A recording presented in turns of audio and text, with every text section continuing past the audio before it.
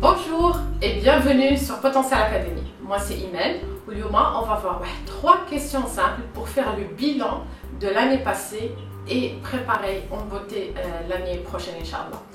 Les 3 questions, ils vont nous permettre d'assimiler ce qui est déjà fait et puis renforcer ce qui est appris et relâcher sur les choses il nous tient en arrière. La question numéro 1, c'est qu'est-ce que j'ai fait, j'ai créé, ou là j'ai expérimenté l'année dernière et dont je suis fière. Je ne sais pas pour vous, mais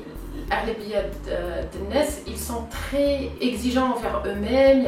Vraiment comme les choses اللي هما ما درناهمش, les choses اللي ما وصلناش ليهم, كنشوفوا الطريق اللي باقا تبعنا, mais on prend pas le temps de s'arrêter et de regarder ce qui est déjà fait. Donc célébrer le chemin parcouru, ou là les réalisations, aussi petites soient-elles, il est non seulement encourageant, motivant,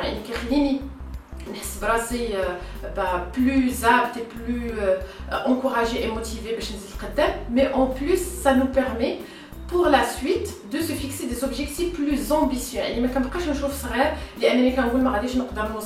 vais pas jusqu'au bout. Le fait de s'arrêter, de regarder en arrière, de voir je suis sûre que durant l'année vous avez forcément avancé. Peut-être vous n'avez pas coché toutes les cases que vous avez décidées, peut-être vous n'avez pas réalisé les projets que vous avez fixés, mais vous n'êtes plus la même personne qui a commencé l'année. Donc prenez le temps de célébrer ça parce que c'est important. Notre deuxième question, elle concerne l'apprentissage.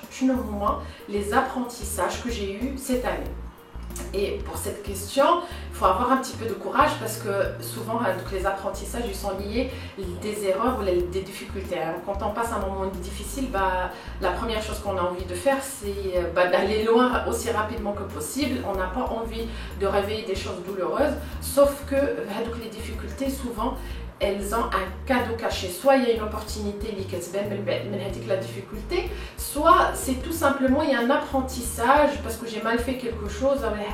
Donc le fait de le regarder, ça me permet de dire voilà ce qui s'est passé, voilà ce que j'ai mal fait, ou ce qui s'est mal déroulé, voilà ce que j'ai appris et peut-être regarder aussi comment je peux faire autrement la prochaine fois. La troisième question, quant à elle, concerne les choses que je dois relâcher.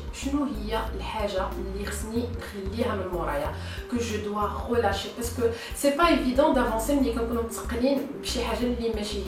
donc ça peut être plusieurs choses, soit un objectif ou un projet qui n'est plus aligné avec moi-même, un objectif ou un projet que je veux réaliser mais il ne va plus avec la personne que je suis aujourd'hui. Donc le relâcher ce n'est pas un échec, ça nous permet d'avancer vers l'avant.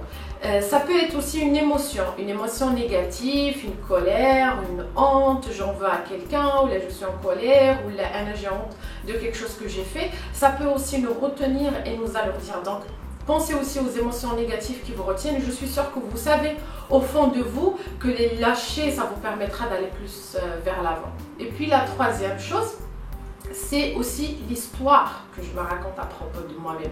Il y a des fois et très souvent on a des croyances négatives envers nous-mêmes, on n'est pas créatif, on ne va pas jusqu'au bout. Donc il y a forcément un film qu'on se fait, un scénario qu'on s'est créé à propos de nous-mêmes qu'il faut relâcher pour pouvoir avancer.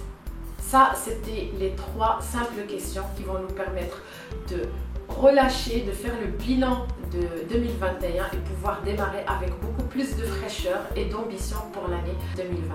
Restez en mouvement, déployez votre potentiel et vivez la vie qui vous ressemble.